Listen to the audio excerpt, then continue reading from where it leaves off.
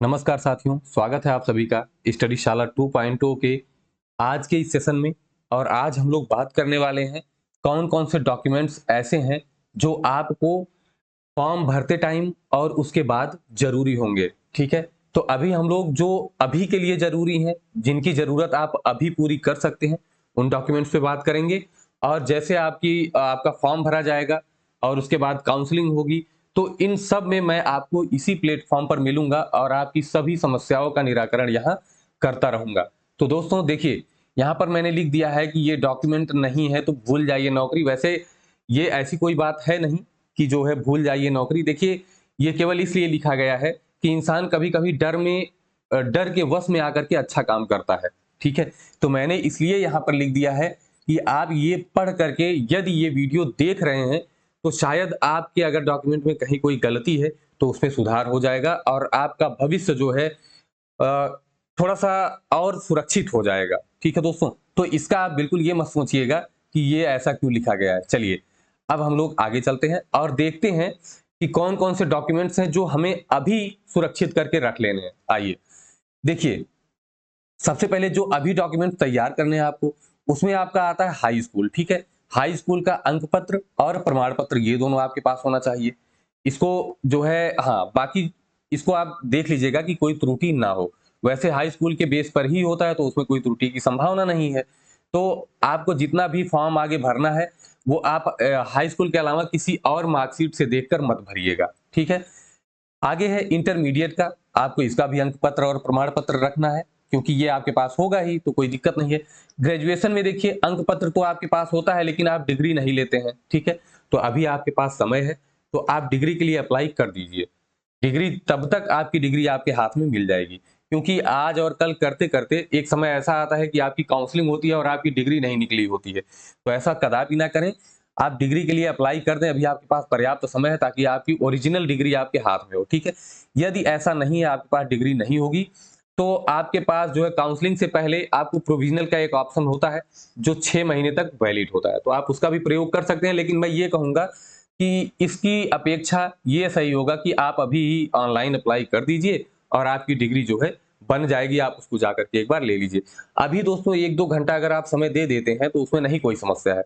लेकिन exam time में अगर वही 1-2 घंटा आपको इन सब कामों पे लगाना पड़ जाएगा तो बहुत नुकसान होगा। तो अभी धीरे-धीरे ये सब काम अपना निपटाते रहिए। देखिए, अगला है बीएड, बीटीसी, डीएलएड, इनका अंक पत्र और प्रमाण पत्र। ठीक है, ये दोनों आपको चाहिए, तो इसे भी आप अभी देख लीजिए। जिनका नहीं आया है तो आने वाले 1-2 महीने में वो आ भी जाएगा, और जिनके पास है वो उसको अपना सुरक्षित करके देख लें। ठीक है दोस्तों, इसकी जरूरत पड़ेगी।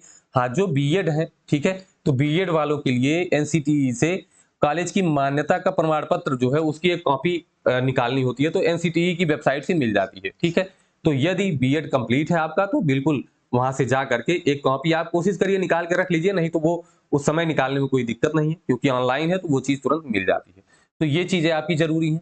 उसके बाद देखिए, टेट या सीटेट आपने जो भी दिया है उसका प्रमाण पत्र और अंक पत्र प्रमाण पत्र दोनों एक ही में होता है, तो आपके लिए ये भी जरूरी है, इसको भी आप कलेक्ट करके रख लीजिए। ठीक है, इसकी ओरिजिनल कॉपी आपको चाहिए होती है, तो बिल्कुल ओरिजिनल कॉपी आपके पास होनी चाहिए।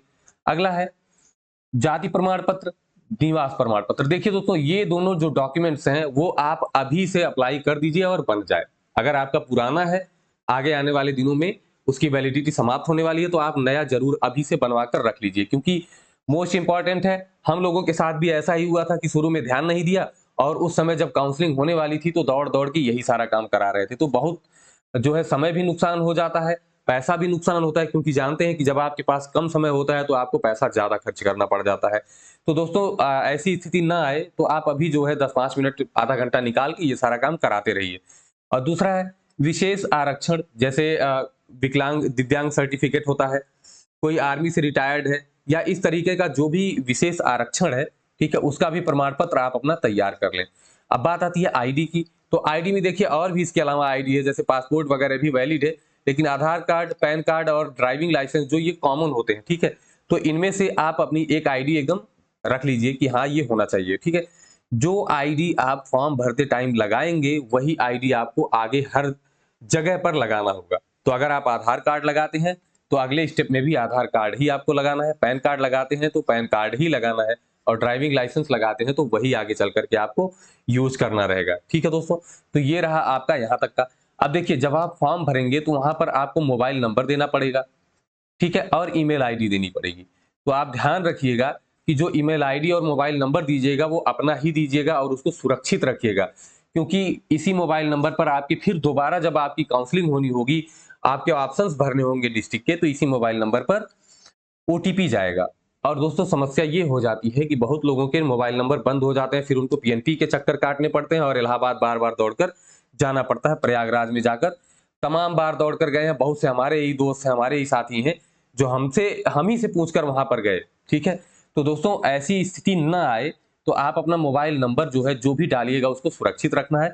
और ईमेल आईडी, आप कैफे पर जाते हैं, कैफे अपनी ईमेल आईडी डाल देता है कैफे वाला, तो आप बिल्कुल ये चीज ध्यान में रखेंगे कि ईमेल आईडी भी आप अपनी ही डलवाएंगे। ठीक है दोस्तों, और देखिए, मुझसे किसी ने पूछा है, चैनल पर ही किसी ने पूछा कि सर क्या स्काउट गाइड जो होता है, स्काउट गाइड वाला जो प्रशिक्षण होता है बीटीसी के दौरान, उसके लिए भी किसी ने कहा है कि जो है वो भी आवश्यक है, अगर वो नहीं है तो आप काउंसलिंग में नहीं बैठ सकते। तो ऐसा कुछ नहीं है, इसकी कोई जरूरत नहीं है, ना तो इसका आपको कोई वेटेज मिलना है, ठीक है, और ना ही किसी के पास भी, हमें तो नहीं लगता कि किसी के पास ये सर्टिफिकेट होगा। ठीक है, प्रशिक्षण सबका भले करा लिया गया है लेकिन सर्टिफिकेट नहीं मिला। मेरे पास खुद भी सर्टिफिकेट नहीं है इसका, और मैं इसमें जॉब कर रहा हूं, तो इसकी कोई नीड नहीं है, इसके लिए आप बिल्कुल परेशान मत होइए। ठीक है दोस्तों, आप देखिए टेट वगैरह है, ये सब आप अपने जहां भी, जिस भी जिले में आपने टेट के परीक्षा दी है, अभी टेट का रिजल्ट तो आया नहीं है, इसका सर्टिफिकेट आपको मिल जाएगा। जिस जिले में आपने दिया है वहां के डायरेक्ट से जाकर आप ले सकते हैं। ठीक है दोस्तों, तो ये सारे डॉक्यूमेंट हैं जो अभी के लिए जरूरी हैं, जिनको आप अभी से तैयार करना शुरू कर दिए। अगर इसमें से आपके पास ऐसा कुछ है कि जो नहीं है, तो अभी से आप उसको तैयार करना शुरू कर दीजिए। अगर अभी आप समय देते हैं तो वो आपका जायज हो जाएगा, कोई दिक्कत नहीं होगी, लेकिन परीक्षा के टाइम में अगर आपको इस पर समय देना पड़ जाएगा तो आपका बहुत नुकसान होगा। ठीक है, क्योंकि उस समय एक एक मिनट की कीमत बढ़ जाती है और आपकी तैयारी एकदम पीक पर होती है, तो वहां पर समय नुकसान करना बिल्कुल सही नहीं होगा। तो अभी आप उसकी तैयारी कर लीजिए। बाकी दोस्तों आगे आने वाले हर स्टेप पर मैं आपको यही मिलूंगा और आपको जितनी भी जानकारी है वो मिलती रहेगी। अगर आपको कुछ और पूछना है तो वो आप कमेंट बॉक्स में लिख सकते हैं और उसका उत्तर आपको कमेंट बॉक्स में या अगली आने वाली वीडियो में दे दिया जाएगा। ठीक है दोस्तों, तो बिल्कुल आप लोग अभी से एकदम तैयारी करिए और लगे रहिए दोस्तों। बिल्कुल आपको अब की बार की परीक्षा में एकदम एक सीट लेके आनी है। ठीक है, तो आप एकदम उसी तरीके से तैयारी करिए कि उसमें से एक सीट आप ही की है। आपको एक सीट से मतलब है और उसे आपको लेना ही लेना है किसी भी कीमत पर। आपको चाहे 5 घंटा पढ़ना पड़े, चाहे 15 घंटा पढ़ना पड़े, तो आपको नौकरी करनी है और ये सीट लेनी है तो लेनी है।